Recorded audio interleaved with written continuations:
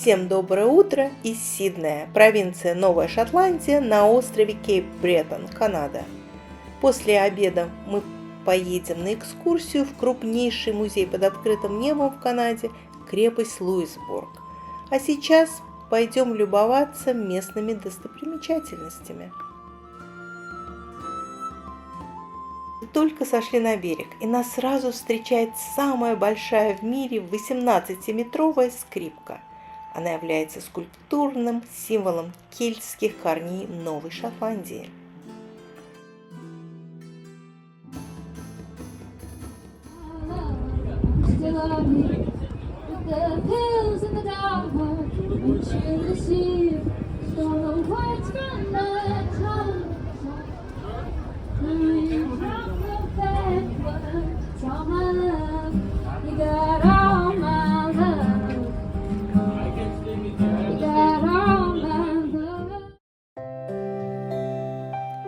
Этот мемориал установлен на набережной в честь моряков канадского торгового флота, погибших во время Второй мировой войны.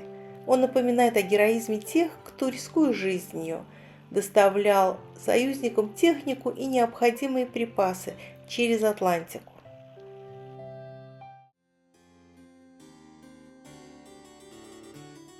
Собор Святого Георгия – это один из старейших храмов в Северной Америке. Был возведен в 1785 году.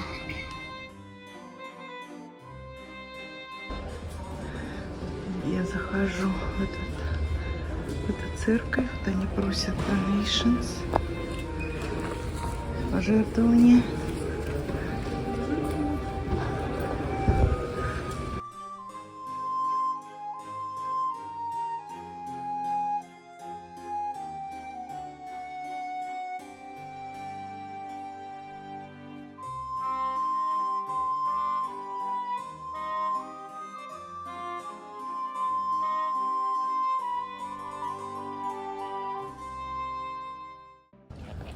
В 10 минутах ходьбы от порта мы попали в исторический район города. Здесь музеи маленькие, большие, на каждом шагу. Но мы планируем зайти в другой музей, поэтому в этот мы не зайдем.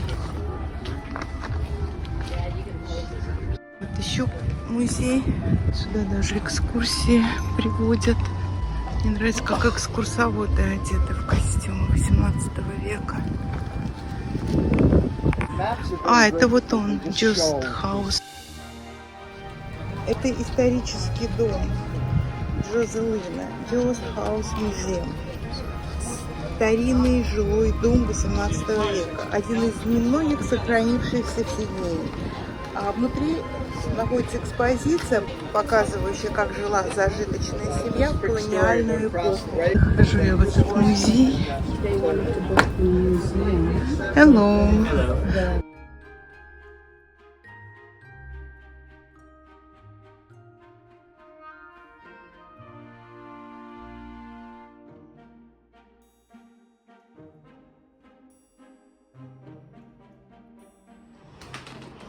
Это аптека.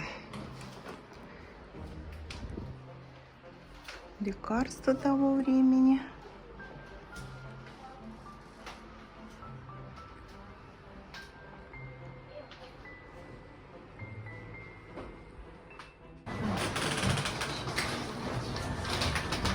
Такая коллекция тарелок.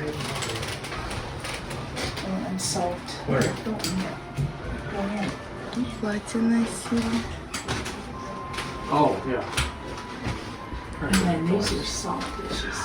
Ой, это шаль королевы Виктории. Ее подарили музею.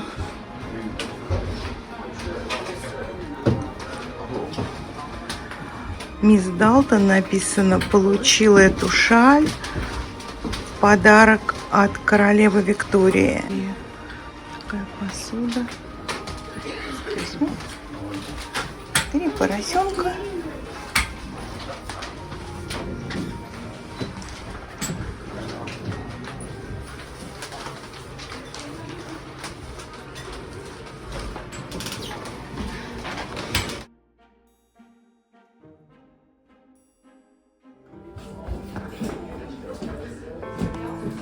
настоящая кровать. Люди не были высокими, они помещались вот на такой кровати.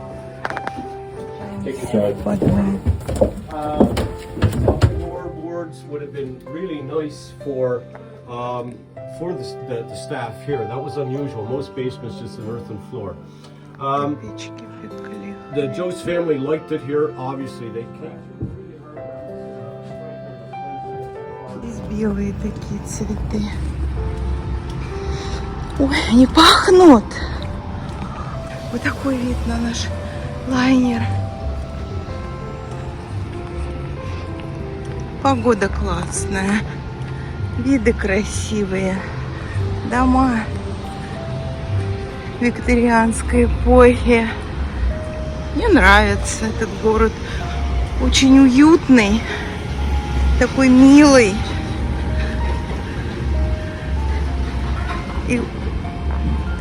И очень-очень старинный. Церковь Святого Патрика. Там же находится музей.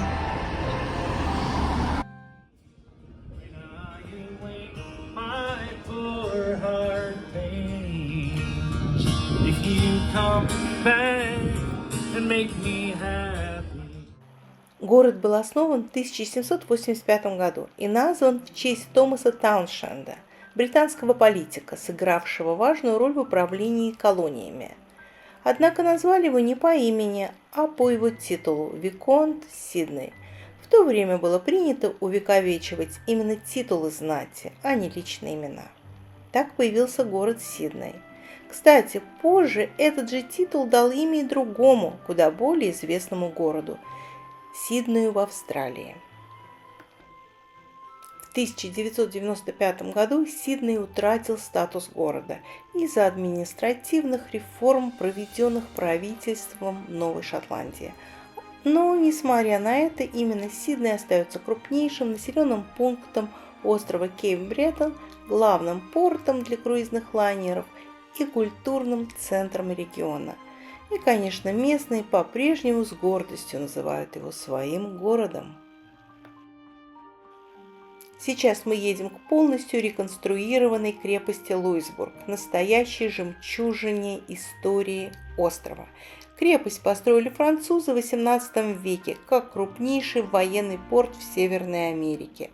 Она контролировала подходы к реке Святого Лаврентия и защищала путь к Квебеку. Крепость получила свое название в честь короля Франции Луи XV.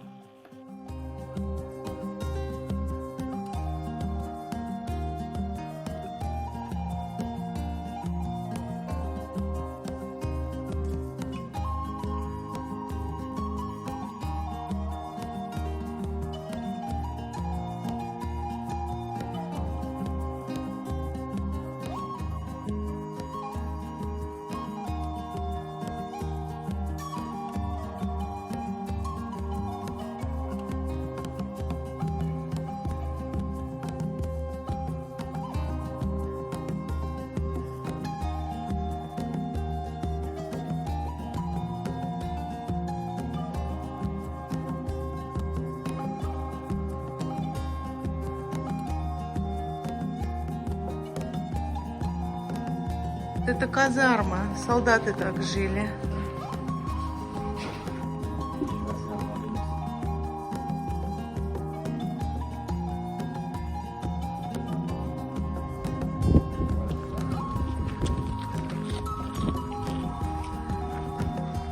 Заходим внутрь крепости.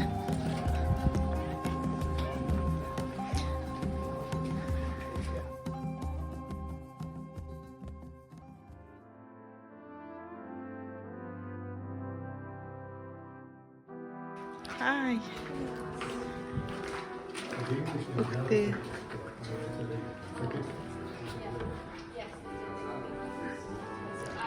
Это церковь местная.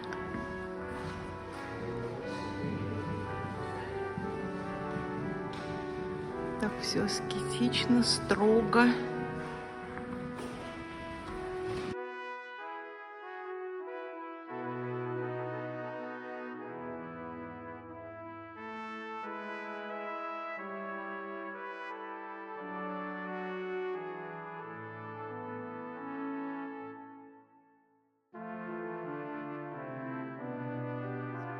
спальня.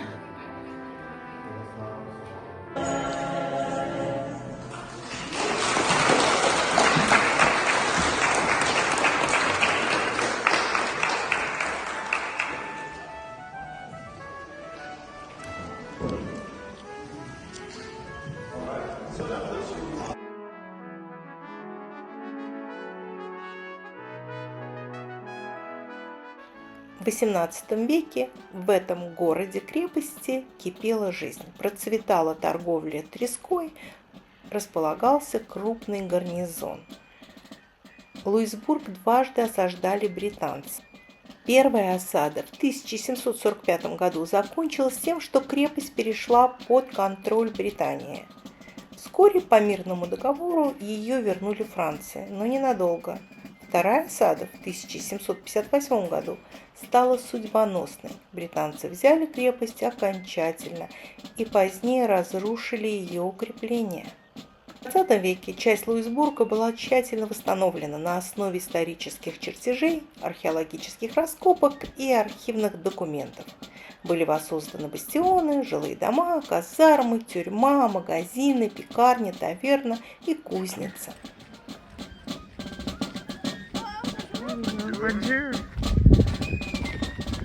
Displays as part of the barracks here. There's a lot of displays on artifacts and stuff like that. It's just all used to same bits. Okay, thank you. Can I go inside? Sure, yeah, you can go in any of the doors, Thank yeah. you. Можно наверх подняться. Китайский и японский фарфор.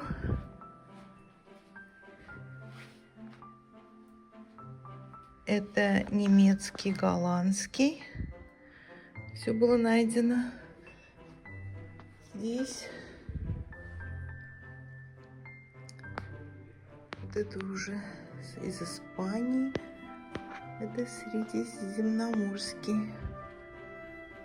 Это вообще античные какие-то амфоры.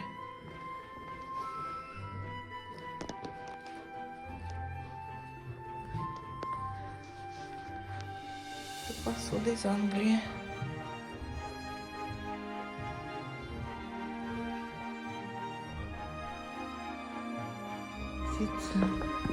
Фотографии. Они восстанавливали эту крепость, потому что она была разрушена полностью. И вот здесь показано, как ее восстанавливали. Восстановили полностью архитектуру по оригинальным чертежам, найденным здесь, и по разным рисункам. Целое конструкторское бюро было для этого задействовано.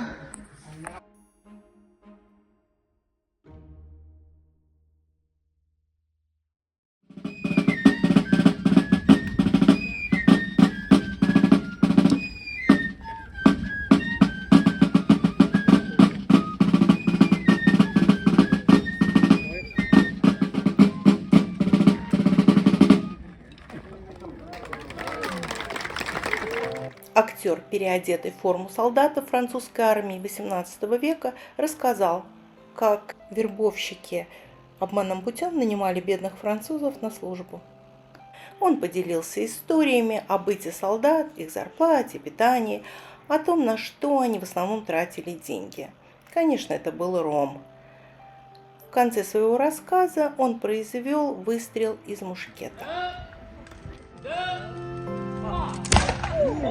French musket, I have to count in French. Un, deux, trois. Et vive le roi.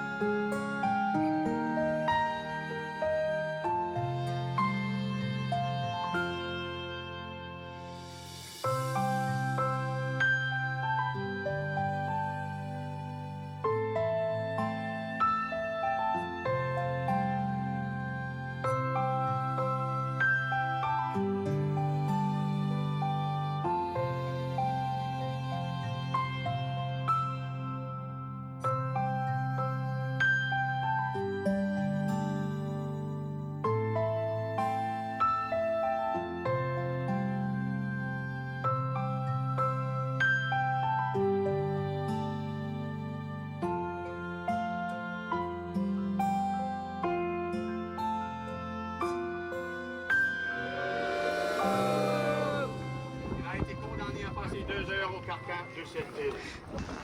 The public is hereby advised that Robert or Robert, nicknamed the Annoying One, a visitor to Libourg, has been found guilty of stealing a shirt.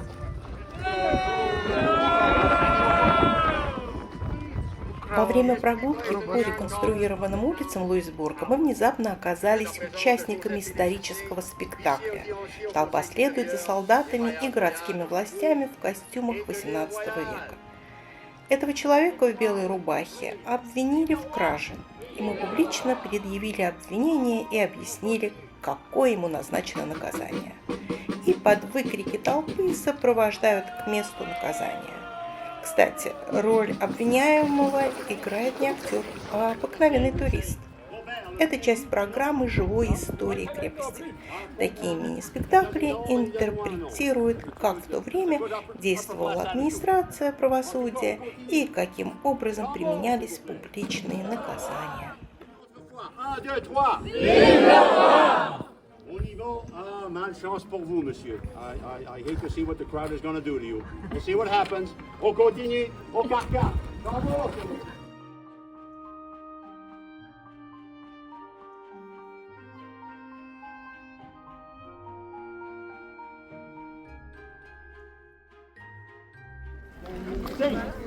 No. We're not getting anywhere here. C'est pas pour faire. Keep him down. Because you don't think, can you dance? Que je t'aime, jamais je ne t'oublierai.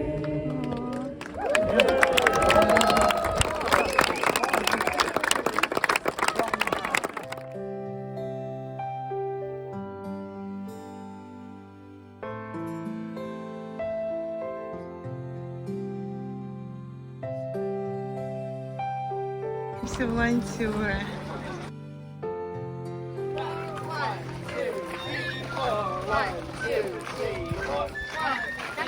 The one. And the two. And take your partner's hand, the one around the two. And the two around the one. And the one around the two guys.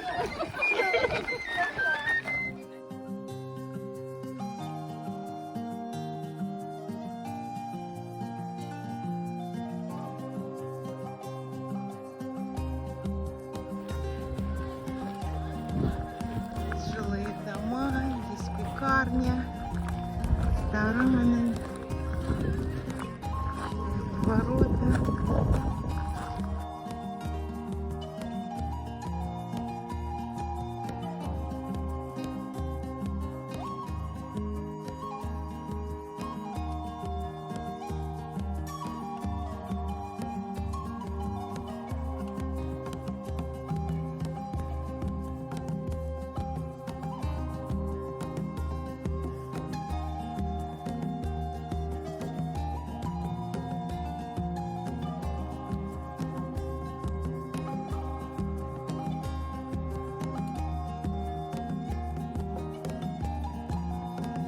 Ром белый, янтарный и темный. Вот такие ворота были, там жилой дом, наверное.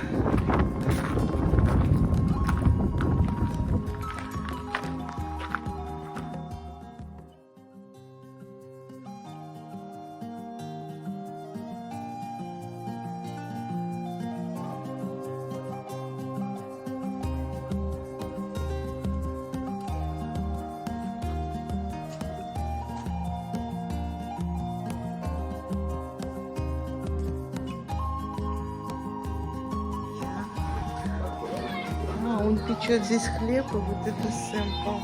Окей. Flour, salt, yeast, and water. Дрожжевой. Здесь оригинальный пол остался.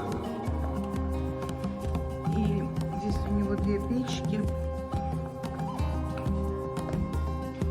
И он печет хлеб настоящий. Вот в этих двух печках мы попробовали вкусный хлеб. Но, к сожалению, он весь его продал.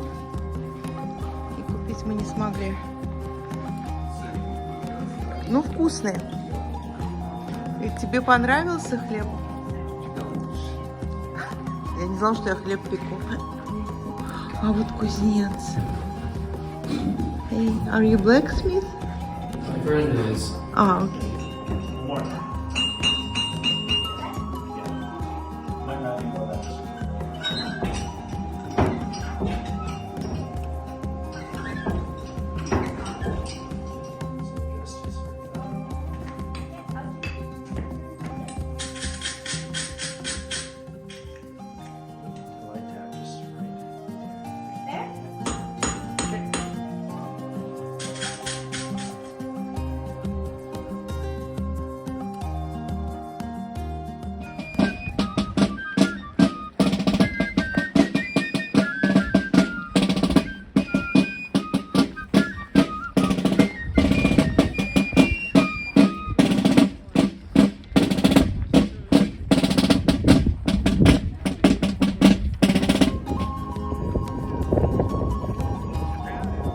Крепости, сделанные из лего. 2 парусника, их тоже собрали из лего.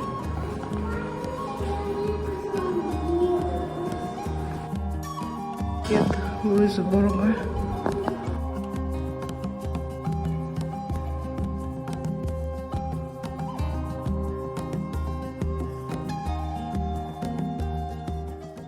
Покидаем это удивительное и уникальное место благодаря сотрудникам и волонтерам, одетым в костюмы той далекой эпохи, мушкетным залпам, хлебу, испеченному по старинным рецептам, театрализованным сценам и многим другим деталям, мы по-настоящему погрузились в колониальную реальность.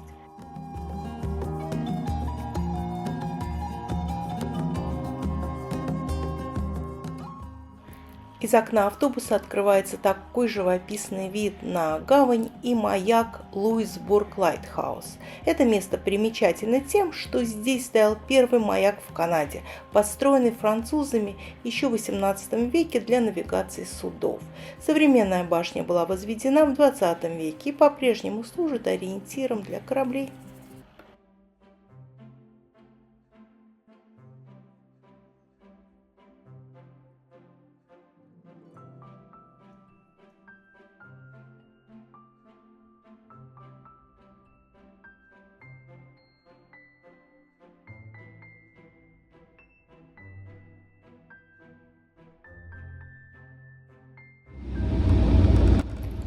Вот и показался наш лайнер. Все ясно. Путешествие подходит к концу. К палубу подняться не успела. Снимаю из ресторана.